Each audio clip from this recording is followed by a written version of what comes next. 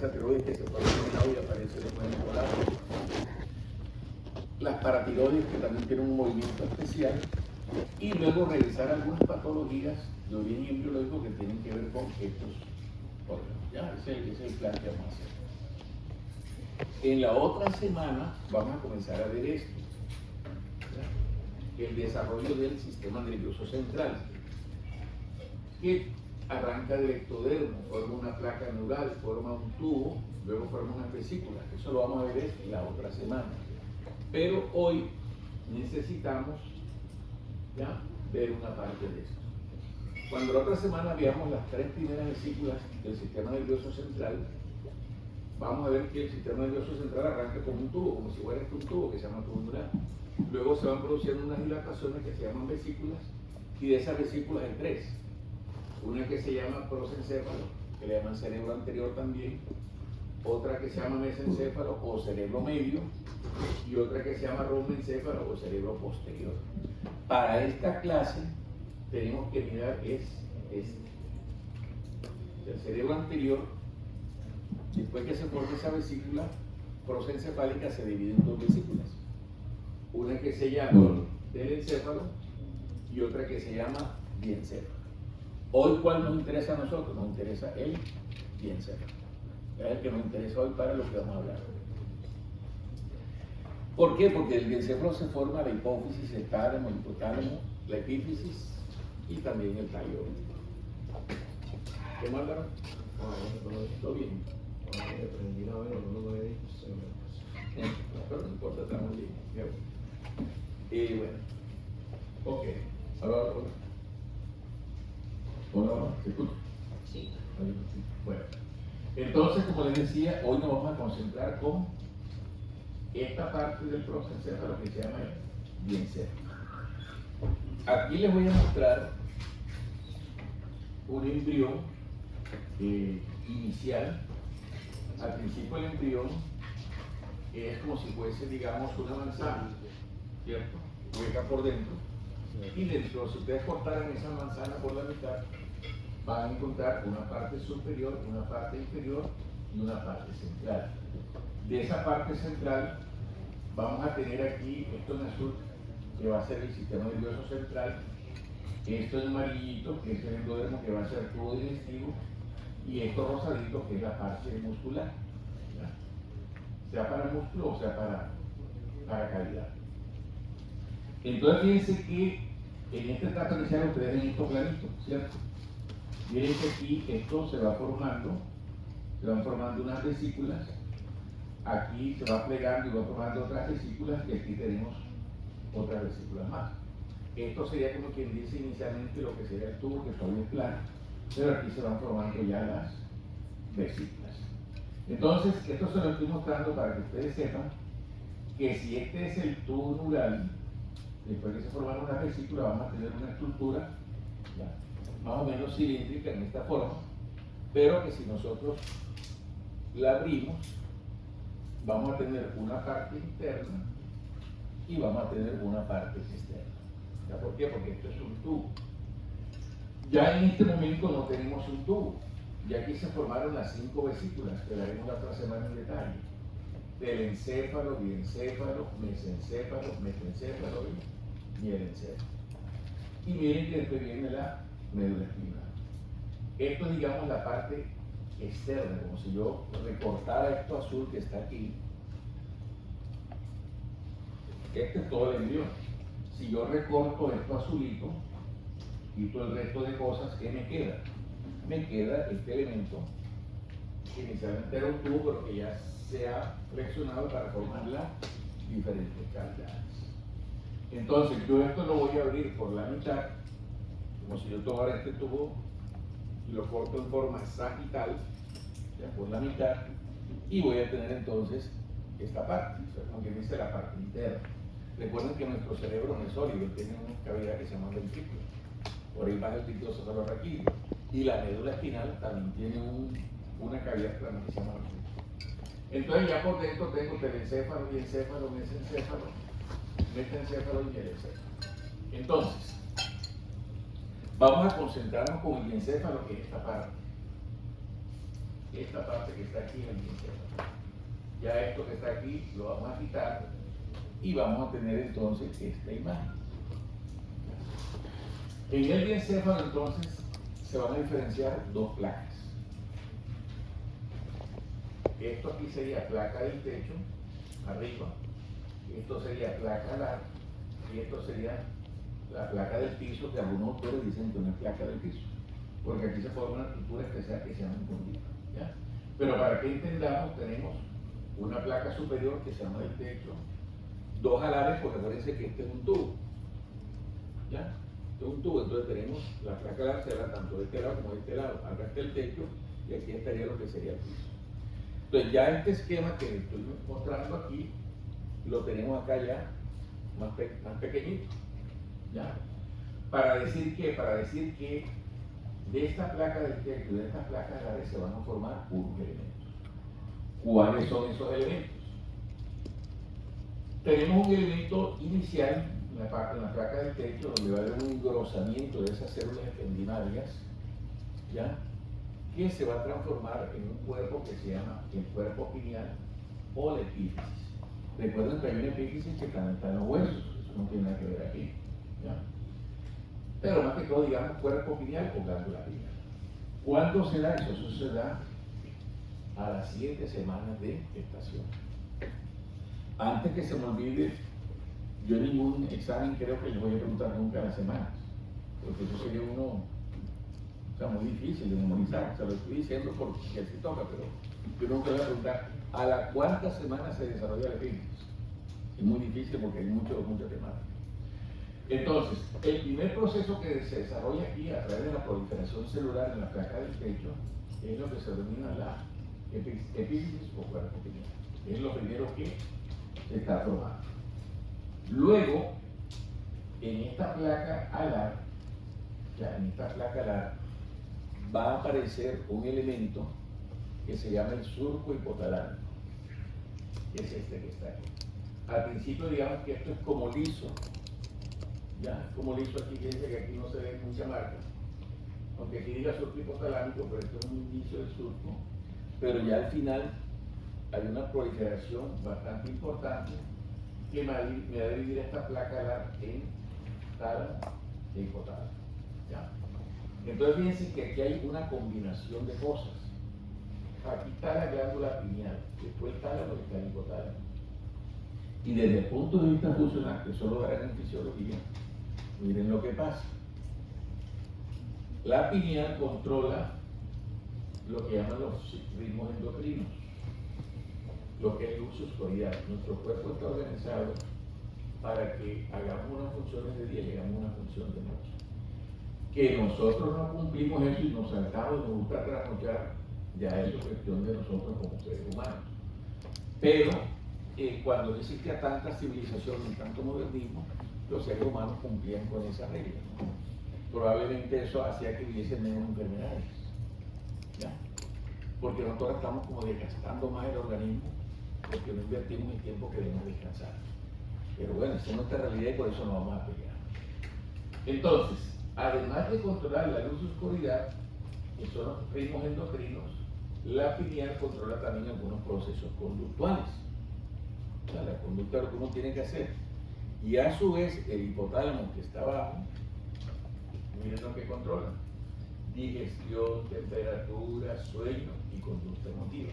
Entonces fíjense que el sueño tiene que ver con el hipotálamo y tiene que ver con la pineal. Y de hecho, si ustedes se ponen a pensar, las tres cosas están juntas. Por eso tienen funciones muy parecidas. Que la digestión, pues también tiene que ver ahí. Y miren que la conducta emotiva también está en el hipotálamo y también está en la glándula pineal. Lo cual quiere decir que esos tres elementos tienen una función bastante conectada con otros. Ahora, miren para acá lo siguiente, que quiero también recordarles un detalle.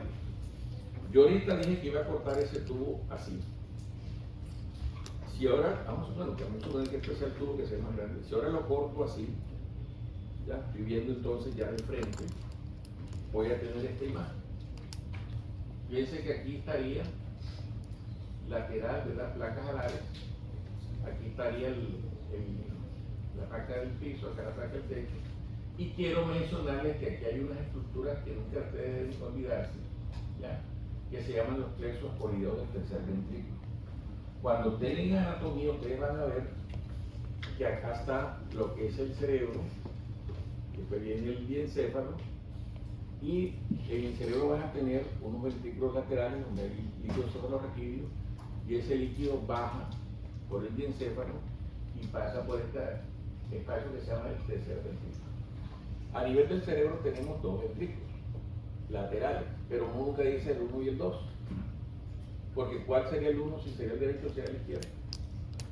Pero entonces ya el siguiente paso que sigue sí se le llama el tercer ventrículo, porque sería el número que sigue. Bueno, entonces estos plexos corideos del tercer ventrículo forman, digamos, es la parte vascular de esta región del diencéfalo. ¿Y qué pasa con eso? Esos quistes pueden, normalmente no debe haber quistes, pero en ocasiones aparecen unos quistes que son anormales en esos plexos corideos, y que cuando el ecografista observa esos quistes en una señora embarazada, sospecha que ese niño venga con una enfermedad cromosómica. ¿Cuál es la enfermedad cromosómica más común? Pues ustedes saben que es la trisomía 21 o síndrome de Down. Entonces, eso sirve como un marcador para sospechar que el niño tenga una cromosomopatía. No es que obligatoriamente tenga la cromosomopatía, sino que sirve como sospecha, como un marcador. Y entonces el doctor le dice, hombre, sospecho esto, y la señora se hará un examen genético para saber evidentemente si su niño viene bien o viene mal. Entonces, si usted algún día lee quistes del peso corrido del tercer ventrículo con un quiste a la semana 16, hay que estar pendiente de la importancia de eso a nivel del estudio genético del bebé. Bueno, entonces, hasta ahora yo tomé ese diencéfalo y lo dividí en forma sagital, dividiendo una placa alar, otra placa alar. ¿Qué se forma de esa placa alar? El hipotálamo y tálamo. ¿Quién inicia o quién permite que se haga esa diferenciación en dos partes de la placa alar? ¿Ah? El hipotálamo. Arriba de ese techo, en ese techo, ¿qué se forma? El cuerpo pineal. Cuerpo pineal. ¿Qué clave de nuestra función maneja la pineal? Los ritmos endocrinos. Que nunca se olvide ustedes, porque es que eso es una cosa clave para nuestra vida, ¿verdad? Por ejemplo, si algunos de ustedes son pediatras o endocrinos, van a tener que manejar mucho la glándula pineal, porque la glándula pineal tiene que ver con el ritmo endocrino. Y aquel niño que tiene talla baja, hay que mandarlo a acostarse temprano con la luz oscura, porque si no se acuesta temprano y con la luz oscura no produce la hormona de crecimiento. Entonces fíjense que hay niños que sin necesidad de dar un tratamiento ni hormonas ni esas cosas se obtiene su crecimiento, simplemente con cambiar esa secuencia de acostarse temprano y la luz oscura. Porque si él se acuesta a las 7 con el foco encendido, la hormona de crecimiento no funciona. ¿Por qué? Porque eso está programado así. Ok. ¿Qué no mencioné yo de ese diencéfalo? Mencioné arriba, mencioné al lado. ¿Qué no mencioné? La placa del piso. Pero acuérdense que nos pueden decir placa del piso, porque es que algunos autores no aceptan ese nombre. Ustedes van a decir, bueno, la porción inferior del diencéfalo. En la porción inferior del diencéfalo, seguimos con este dibujo. ¿Ya? Miren ya aquí la forma que tiene. Fíjense que esto se va flexionando. El embrión se va flexionando. Me devuelvo aquí. Recuerden que esto estaba así. Esta parte, miren dónde estaba. Y ahora miren dónde está. ¿Ya? Se va flexionando porque así tiene que ser, y también por el peso del sistema nervioso central, que es el que más pesa. Entonces, este pedacito se va flexionando, y miren que en forma mecánica, ojo, en forma mecánica, lo que estaba por ahí arriba ahora va a estar acá abajo y se va a acercar entonces a una parte del sistema digestivo que es la faringe. Y es que de hecho, si ustedes se tocan aquí y dicen, aquí tengo el cerebro, ¿ya? Y cerca está la faringe, la parte superior de la faringe. ¿Eso por qué se lo estoy diciendo? Porque cuando llegamos a este momento del desarrollo, en la porción inferior del encéfalo se desarrolla una estructura que se llama infundíbulo, que es la contraparte de la que está arriba, que era ¿cuál? ¿No? ¿Cuál es el que está arriba? La pineal. Entonces arriba está la pineal y abajo está el infundíbulo. Pero yo digo arriba, pero es que ahora no se ve arriba. ¿Por qué no se ve arriba? Porque fíjense que ya él se fue flexionando o doblando. Okay. Entonces, fíjense que aquí este infundíbulo es como si bajara y él se baja para encontrarse con una parte que viene de la cavidad bucal. De la cavidad bucal de la faringe hay una prominencia, se llama esto modelo, que sube a encontrarse con esa porción que está acá en el sistema nervioso central. Entonces, por eso es que uno dice que la hipófisis tiene una formación dual, porque tiene una parte totalmente neurológica que está en el infundíbulo y una parte faríngea, ¿ya?, que sube para encontrarse con ella. Y aquí es importante recordar que para que la porción de abajo suba, tiene que ser llevada o guiada por una cosa que se llama tallo del divertículo hipoficiario. El divertículo hipoficiario es este que está aquí abajo. Concéntrense aquí bien aquí. Divertículo hipoficiario, que es que parte de la faringe, una vaginación de la cavidad bucal faringe. Y arriba está el infundíbulo. Ellos dos se encuentran, se unen y forman la glándula hipoficiaria. La glándula hipoficiaria, ustedes van a hablar mucho de eso porque es una cosa clara en endocrino. De la parte anterior también se llama bolsa de Rasch, se me olvidó decirles, esta parte esto se llama así, divertículo hipoficiario o bolsa de Rasch. Y el infundíbulo se llama divertículo neurohipoficiario. Fíjense aquí dice neuro porque es más que todo tejido neurológico. Acá es porque es hipoficiario, es un tejido faríngeo. Ellas tienen que subir esta parte para encontrarse y formar entonces dos estructuras. O sea, la glándula hipoficiaria es una sola estructura, pero es como si estuviera dividida en dos partes. Esta roja que se llama el hipófisis o lóbulo interior y esta azul que se llama el hipófisis o lóbulo posterior. Cada una tiene una función clara. Pero ¿qué quiero yo decirles aquí de embriología? Recordar que la bolsa de Rasch, que viene de la faringe, tiene que subir un poco a encontrarse con el infundíbulo. ¿Quién la guía? Una cosa que se llama tallo hipoficiario. Si ese tallo hipoficiario llega a fallar en su función, se nos puede presentar una enfermedad o una patología que ahorita vamos a ver. La cavidad bucal es la misma. Bueno. A ver, ¿quién me dice este dibujo? Ya aquí pasaron varias semanas, tenemos en las 16 semanas y miren que ya somos texto de grande. ¿Cuál es el índice para todo esto que está aquí de azul? Y esta partecita roja. Entonces, ¿esta P qué significaría? ¿Esa P a qué se refiere? ¿En qué hemos hablado de la P hoy? ¿Ah? Pineal. ¿Por qué lo dudaron tanto? Pineal. ¿Y la T? ¿Y la H? ¿Y la I? Hipófisis. ¿Por qué hipófisis? Porque como ya estamos en 16 semanas, pero aquí realmente se queda infundíbulo, pero tenemos que ya extrapolar un poquito, ¿verdad? Por la semana, esto es el infundíbulo, eso que está ahí azulito es el infundíbulo, pero ya en ese momento aquí tendría que estar el resto del hipófisis, entonces por eso ya tenemos esto. En fisiología ustedes van a dar todo esto. Esto no me toca mirarlo, pero lo mencionamos porque es importante de saber por qué estamos hablando nosotros de esta embriología. Porque es que en fisiología ustedes van a entender que este lóbulo anterior, que se llama ¿cómo también? Antes, ¿cómo se llama a nivel embriológico? ¿Ah? Cuando ya la hipófisis se forma, se llama el lóbulo anterior o de la hipófisis. Pero a nivel embriológico, ¿cómo se llama? ¿Bolsa? ¿O qué más? ¿O divertículo? Hipoficial. Son los cabillos. Y este lóbulo posterior a nivel embriológico, ¿cómo se llama? ¿Comienza con uno? Miren este lóbulo anterior, lo importante que es. Estimula la ACTH a través de la hormona ACTH para estimular al suprarrenal que nos mantiene la presión, la frecuencia cardíaca. Importante.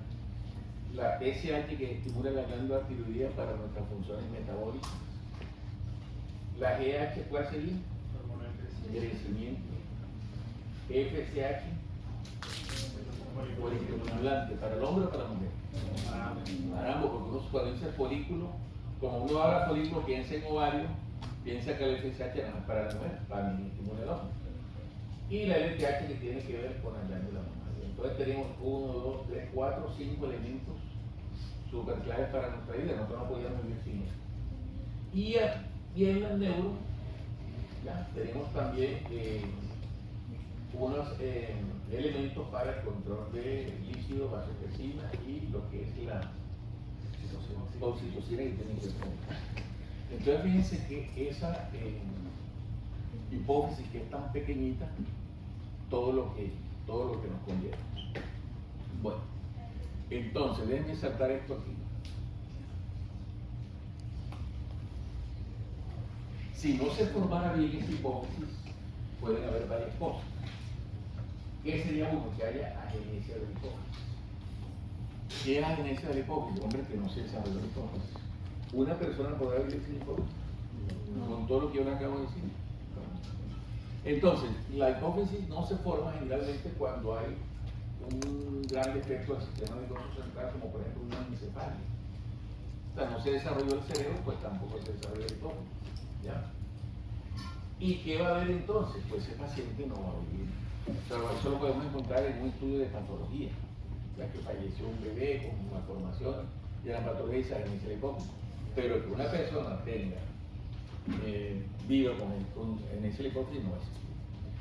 Pero si hay una patología que se nos puede dar que se llama la hipófisis faríngea. Concéntrese aquí en este dibujito. Acuérdense que el divertículo hipoficiario sale de la faringe para encontrarse acá arriba con el infundido. En ese trayecto, ¿qué es la guía? ¿Quién guía ese divertículo hipoficiario? El tallo del divertículo. Ese tallo debe ser capaz de subir. Entonces, eso quiere decir que durante su paso, ya el divertículo hipoficiario, la bolsa de Rackel, pasa de la faringe, pasa por la faringe, pasa por el hueso estenoides y llega a la cavidad endocranial. Eso es lo normal que debe pasar. Pero si el tallo no funciona, puede entonces que esa bolsa de Rackel se quede ¿dónde? Se quede en la faringe. Se llama hipófisis faríngea. O se quede ¿dónde? Dentro del hueso, que se llama intraóseo. O lo normal, que llegue a la cavidad endocraniana y se vuelva con infundido. Entonces, ¿cuáles serían las dos patologías que se originarían por una falta de funcionamiento del tallo del divertículo hipoficiario? ¿Son dos? ¿Cuáles son? Hipófisis faríngea. ¿Hipófisis qué? ¿Y la otra? Hipófisis faríngea. ¿Intra qué? ¿Entra el hueso? ¿Cómo se llama ahí? Eso no escuché. Intraósea. ¿Sería normal ese bebé? Ya no va a ser normal, porque es que le falta una gran parte de esa hipófisis. ¿Ya? ¿Cómo se va a descubrir eso? Eso se va a descubrir en un niño que tenga retraso en el desarrollo, que tenga convulsiones, y que de pronto se le ordene un estudio de resonancia o algo así, y se den cuenta que la hipófisis no tiene su tamaño normal, comienza a buscarse a través de estudios de gamografía, por ejemplo, y se va a encontrar que hay una señal hipofisiaria donde no debe estar. Eso es como si habláramos de una hipófisis ectópica, ¿ya? Pero no se llama hipófisis ectópica, sino se llama hipófisis faríngea o hipófisis intraósea. Lo normal es que la hipófisis de dónde? ¿Intra qué? Intracranial, o sea, dentro de la cavidad. Bueno, muy bien. La otra patología, o sea, hasta ahora hemos mencionado patologías embrionarias. La otra patología que también puede presentarse por problemas de la hipófisis es una patología que se llama craneofaringioma. Ya el craneofaringioma es un tumor embrionario. Ustedes cuando ya estén en pediatría se van a enterar que existen varios tumores embrionarios. Hay uno que se llama neuroblastoma, que es del cerebro, otro que se llama craniofaringioma, que es del hipófisis, otro que se llama nefroblastoma, que es del riñón, ¿ya? Otro que se llama retinoblastoma, que es de la retina. O sea, hay una serie de patologías tumorales que son de origen embrionario. Y como son de origen embrionario, son muy graves. Porque creen ustedes que serán muy graves, que son de origen embrionario. ¿Qué pasa con su crecimiento? ¿Cómo se dice? Anormal, sí. Anormal, pero ¿cómo? Dígame lo que se le ocurre. A mí siempre me gusta interactuar con ustedes, así que ustedes hablan, porque uno va pensando y va aprendiendo. Retrasado. ¿Ah? Crecimiento retrasado. Retrasado. No sería al revés. Hay una pérdida de diferenciación. Punto número 1. Hay una pérdida, o sea, son células que no están bien diferenciadas. ¿Y cuál sería lo contrario de retrasado? Acelerado. ¿Ah? Acelerado. ¿Y por qué acelerado? En la etapa embrionaria, ¿qué está pasando? Todo está, se está conformando todo, entonces es fácil que las células crezcan muy rápido. Entonces, esos tumores embrionarios se deben a mutaciones de genes y son muy delicados. Por ejemplo, los retinoblastomas que dan en la retina, que uno se supone que no debería ser grave porque dice, no, ya que luego no afecta nada. Súper grave, bastante grave. Es incluso más grave que el nefroblastoma, que es el riñón, que uno diría, pues le tengo más miedo, ¿verdad? Bueno, entonces hay un tumor que se llama craniofaringioma, que se deriva de la bolsa de pasta. Tiene un crecimiento anormal por mutaciones génicas y entonces ese desarrollo dentro del cráneo va a producir hidrocefalia porque obstruye el líquido cefalorraquídeo, va a producir una cosa que llaman diabetes insípida, que la dan ahora en fisiología, problemas de la falla obviamente, ¿ya? Hipertensión endocraniana, daño de nervio óptico, una cosa totalmente grave. Realmente estos niños no salen adelante. Porque llega un día que comienzan a convulsionar, hacen edema cerebral y hacen un paro respiratorio. Y en realidad, pues, si crecieran sería un gran inconveniente porque todas las hormonas que tienen que producir. Entonces, bueno, entonces, fíjense que esto es muy sencillo. La embriología de la hipófisis pineal, lo que tenemos que saber es que se deriva de cada cosa y por qué suceden cosas. Entonces, ¿quién me contesta una pregunta? A ver, porque yo tengo que ir haciendo preguntas de retroalimentación. ¿Voluntario, voluntario? Tú levantaste la mano. Sí, yo te dije que hiciste así. ¿Tú? Claro. No, bueno, dime entonces, ¿cuál es el tema de hoy? Pero señora. Gracias. Bueno, pero ya que contestaste, eres tú. Dale. ¿Cuáles 4 cosas vamos a tratar? La pineal, el álamo, la hipófisis. Digo, pero las 4 cosas grandes. Sería hipófisis y pineal. Hipófisis, tiroides y paratiroides. Y la pineal. ¿Cuáles otras 2? ¿Tú que estás al lado? Ya él dijo 2, hipófisis y tiroides. Digamos como cosa grande. ¿Cuál sigue después que yo dije? ¿Tú que estás al lado? ¿Tú que estás al lado? Ahí se dio cuenta. Oye, eso lo dije. Acuérdense que yo le dije que había endocrino 1 y endocrino 2. Paratiroides. La glándula pineal. Páncreas Glándula y suprarrenal. Eso es lo que vamos a ir tratando, no me preocupo. No es el 13. Son- Ok. ¿Qué les llamó la atención de la hipófisis? Tú que estás ahí. ¿Qué te llama la atención de cómo se forman biológicamente? Yo voy a preguntar, si no levantan la mano tendré que preguntar. El que me mire le pregunto.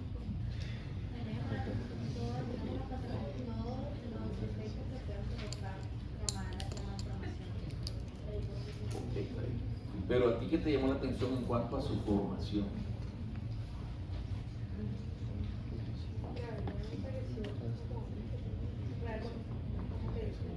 Se llama ¿Ah? ¿qué?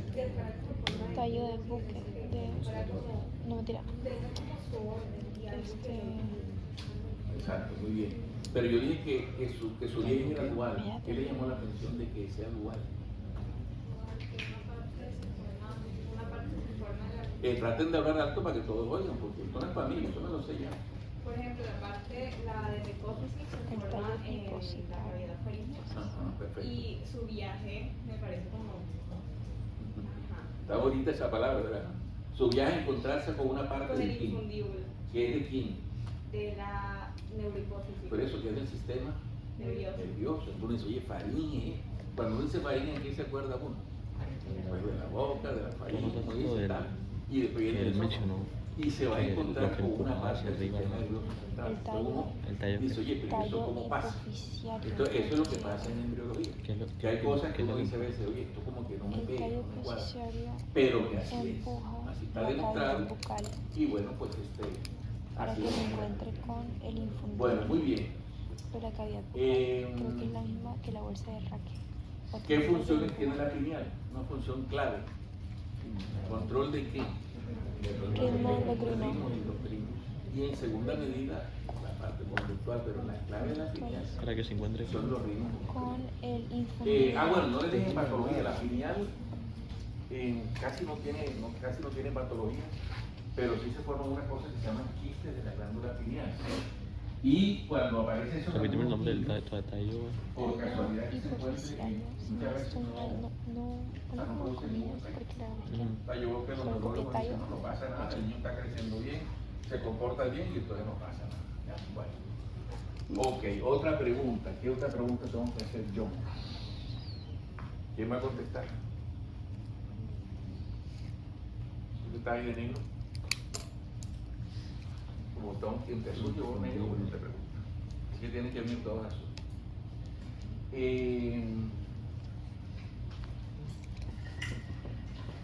Cuando no funciona bien el tallo del divertículo hipoficiario, ¿qué puede pasar? ¿Qué dos patologías se pueden presentar? La hipófisis faríngea o la hipófisis Intra.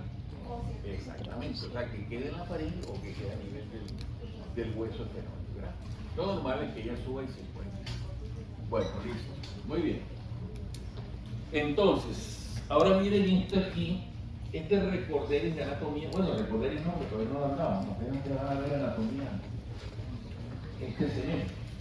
Pero quiero que sepan que a nivel de aquí de la región de la cabeza y del cuello, tenemos unos elementos importantes como este hueso maxilar, ¿ya? Tenemos aquí un hueso que se llama hueso dioides, tenemos un cartílago que se llama tiroides, otro cartílago que se llama cricoides y luego vienen los primeros anillos traqueales.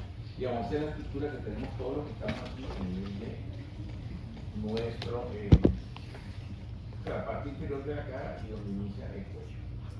¿Por qué les estamos mencionando esto? Porque cuando hablemos de la embriología de la glándula tiroidea, tenemos que decir tres cosas.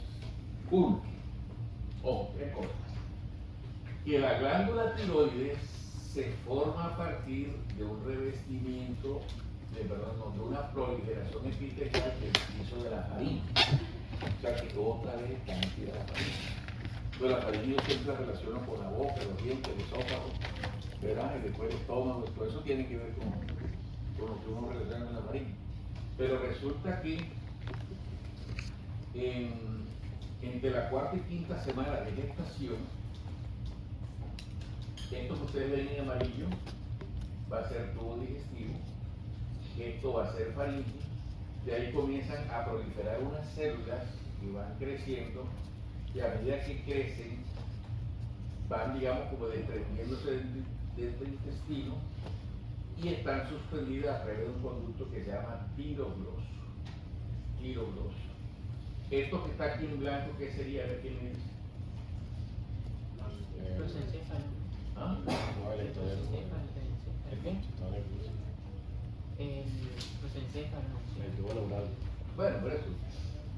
Digamos que es el sistema nervioso central, que puede ser el prosencéfalo y puede ser el columnar. ¿De acuerdo? Bueno, muy bien la respuesta. Creo que están concentrados. Entonces, ¿qué pasa? Que aquí abajo tenemos en amarillo lo que va a ser el tubo digestivo y aquí va a ser la faringe. Entonces, de esa faringe o de la faringe.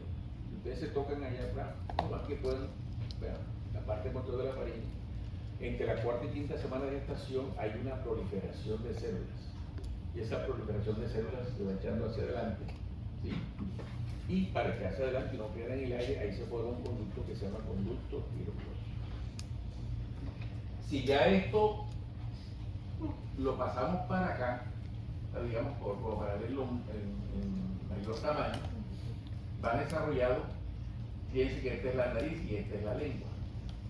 Entonces la tiroides se forma detrás de la lengua, ¿ya? Atraviesa la lengua, pasa por delante del hueso yoides, del cartílago tiroides, del cartílago cricoides y se coloca entre los primeros anillos traqueales. Por eso esto se llama el descenso de la glándula tiroidea.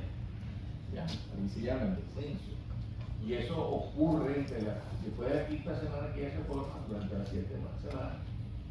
Y va guiada a través de quién? Del conducto tirogloso. ¿Por qué se llama tirogloso? Tiro, que viene de tiroides, y gloso, que viene de lengua. Entonces es el conducto que va de la lengua al tiroides. Entonces fíjense ustedes que aquí estamos teniendo un movimiento, como que le dije al principio. Tenemos un descenso. Entonces ustedes traten de ubicarse acá detrás de la lengua mentalmente. ¿Cómo atravesó todo eso para llegar hasta acá? Hasta los primeros anillos. Entonces usted dice, profe, pero si la lengua es un tejido grueso, un músculo. Lo que pasa es que en este momento de estas semanas, aunque la lengua se está formando, es un tejido gelatinoso que se llama mesenquio. Durante todas estas clases de embriología vamos a hablar de la palabra mesenquio. Mesenquima es ese tejido que va a formar músculo, que va a formar hueso, que va a formar piel, ya. Incluso algunas células del corazón también, que en ese momento pues son blandas, como decir, como una gelatina. Y por eso tú dices, pero es que la tiroides atravesó la lengua. Va a atravesar la lengua. Si ustedes se imaginan ahora la tiroides, ¿dónde está la tiroides? Tóquense la tiroides. Traigan saliva. Cuando uno va a examinar la tiroides, le dice al paciente que traiga. Y al tragar, bueno, si la tiene grande, se siente la masita. Ahora usted no se la siente porque la tiene normal. Pero si ya tiene un quito, tiene un bocio, se le siente cuando la persona traga. Entonces, si usted ahora se siente la tiroides aquí, ¿cómo se lo ubican detrás de la lengua?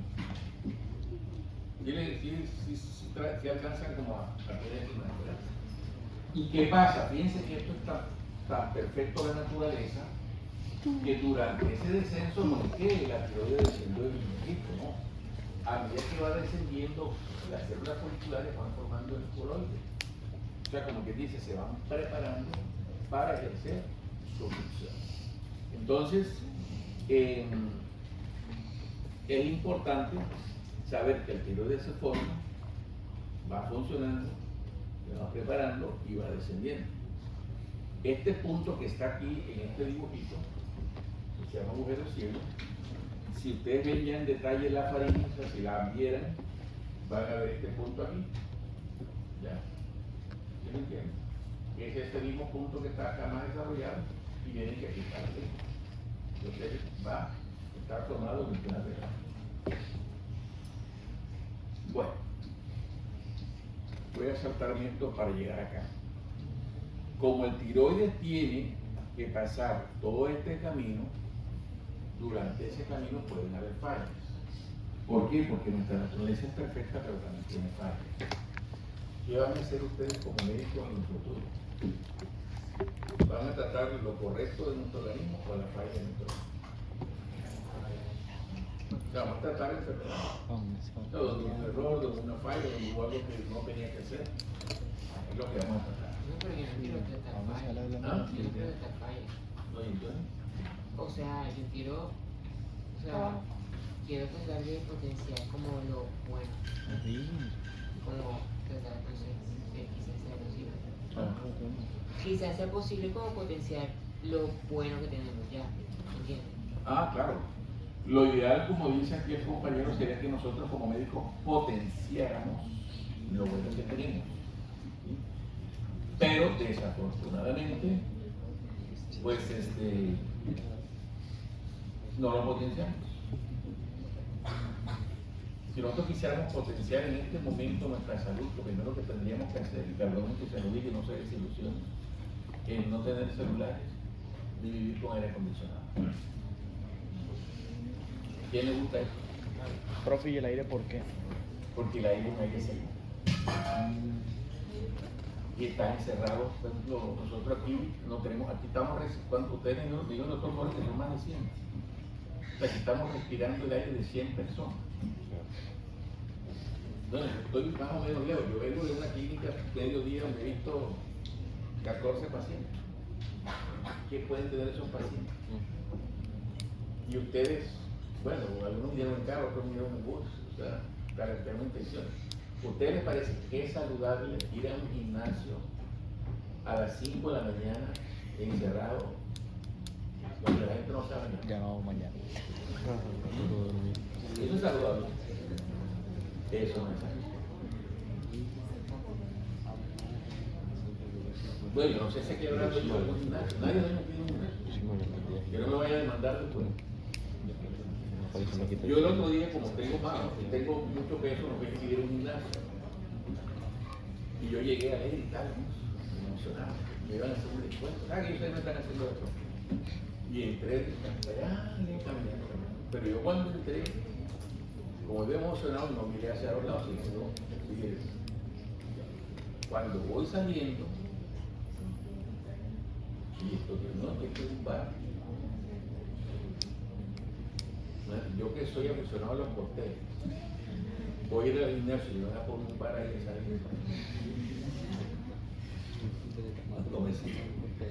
O sea, mi esposa y yo somos aficionados a los cócteles, porque mi esposa parece que fuera barman, a ella le encanta y sabe de eso. Entonces, son cosas que no son acordes. Que estamos en una época moderna, pero realmente no son acordes. O sea, como el kilo de un gimnasio voy a trabajar un bar.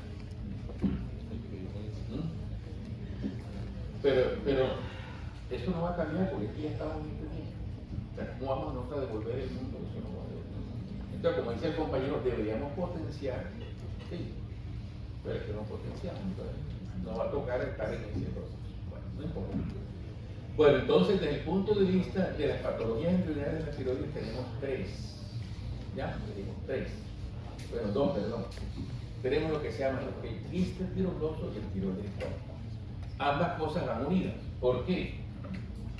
Porque como el tiroides tiene que hacer este camino que está aquí, miren dónde está la lengua, miren dónde se orina el tiroides, miren todo lo que tiene que viajar. Puede suceder que en alguno de estos caminos, ese conducto que se llama tiroides, forme unas membranas, forme un quiste, se acumula un líquido, y entonces nos da esta patología que se llama quistes tiroidosos. ¿Esa patología es grave? Pues no es grave, nadie se va a morir de eso. Es un niño que presenta esta masita, ¿ya? Aquí en la línea media del cuello. Si él quiere se lo opera y si no quiere no se lo opera. Lo único que pasa ocasionalmente es que hay una ruptura y comienza a botar un líquido. No pasa nada. Se va a operar y no pasa nada. Pero como la tiroides tiene que hacer este camino que estamos hablando, puede que en algún momento se detenga la tiroides en algún momento, en algún punto, y eso se va a llamar entonces un tiroides. ¿Tiroides qué? O sea, que va a haber un tiroides fuera de su sitio de acción. ¿Y qué pasa para que lo vayan a salir desde ahora? Todos nuestros órganos tienen que estar ubicados en un punto donde hay un ambiente de temperatura, de calor, de frío, de humedad, para que pueda funcionar. De tal manera que un tiroides que no esté en su sitio, lógicamente que no va a funcionar normalmente. Lo que puede pasar, ojo, para que no nos enredemos ahí, es que muchas veces, digamos, como que una parte del tiroides se queda retrasada y otra parte llega a su punto. En ocasiones hay muchas personas que tienen problemas de tiroides, van donde el endocrinólogo, y el endocrinólogo les manda un estudio que se llama gammagrafía de tiroides, ¿ya? Que ubica dónde está la tiroides y a su vez, a través de emitir una radiación, dice si funciona bien o no. En ocasiones el endocrinólogo se sorprende porque llega la persona y dice, tiene una tiroides aquí, pero esta otra parte funcionando acá. Entonces llega a la conclusión que hay un tiroides tópico. Y lógicamente ese tiroides tópico no va a funcionar normalmente. Ahí viene entonces el problema si eso se opera o no se opera, depende de donde esté ubicado, porque aquí tenemos muchos nervios que tienen que ver con la voz, con la respiración. Entonces realmente se pasa difícil. En ocasiones no es grave y, bueno, no está en un sitio grave, el resto de la glándula funciona y entonces se hace un tratamiento a través del yodo radioactivo para, como que dice, eliminar ese tiroides tópico. Pero no es una cosa que sea totalmente grave. Entonces, las patologías embrionarias de tiroides, ¿cuáles son? A ver, ¿quién me dice? ¿Verde?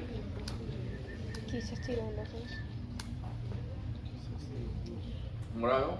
¿Morado? ¿Qué color es ese? ¿Vino tinto? Ahí atrás. ¿Vino tinto?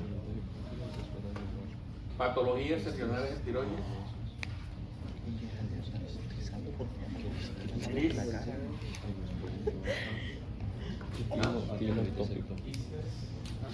¿Y ese es qué? ¿Cuál más? Tiroides ectópico. El tópico. ¿Cuál sería más grave para ti o más trascendental? ¿Ah? Está más bioquímico. La tiroides tópico, porque no Ahorita no normalmente, ¿verdad? El quiste tiroidoso, como le dije, no pasa nada. Solucionado bueno, en este contexto de tiroides, ¿ya? Tenemos que hablar de una cosa que se llaman las paratiroides. ¿Qué significa para ustedes el prefijo para? Antes la ayuda.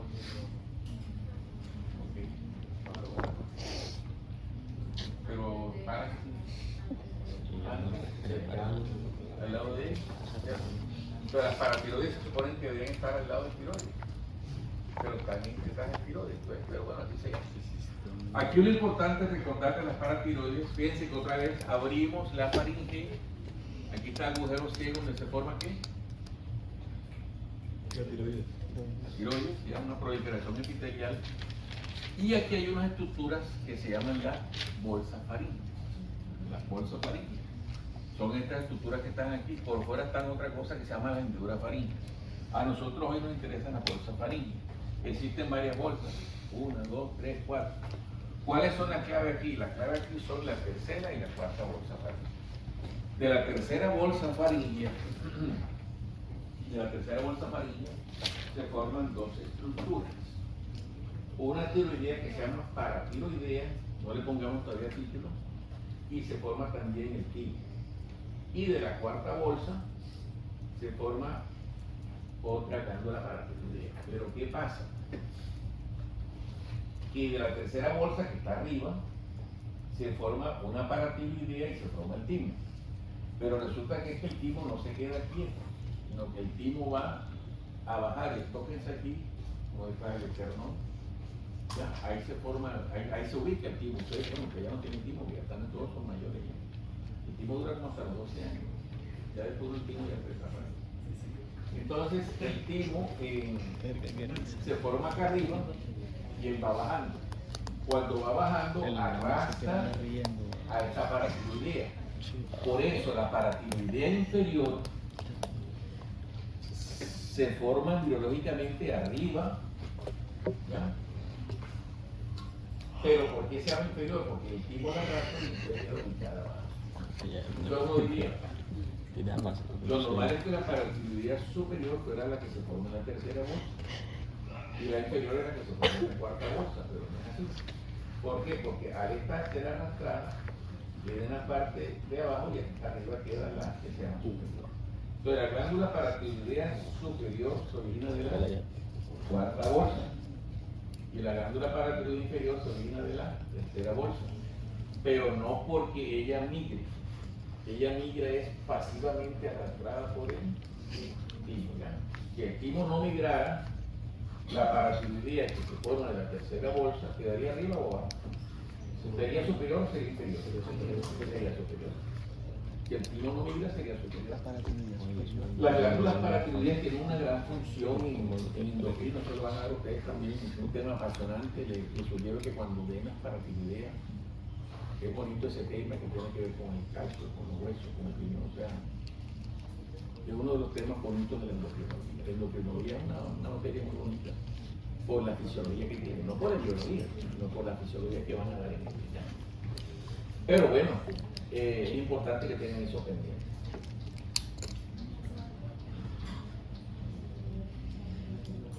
Bueno,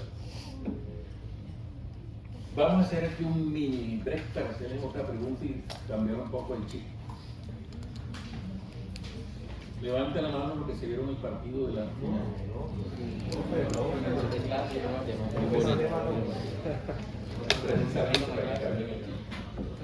No, tema pesado. Yo no me acuerdo, yo borré ese día. Eso es un poco complicado. Pero bueno, la parte. Ok, pero si se dan cuenta que enseguida se despertaba. Bueno, tú te quedaste ahí, no te despertaste.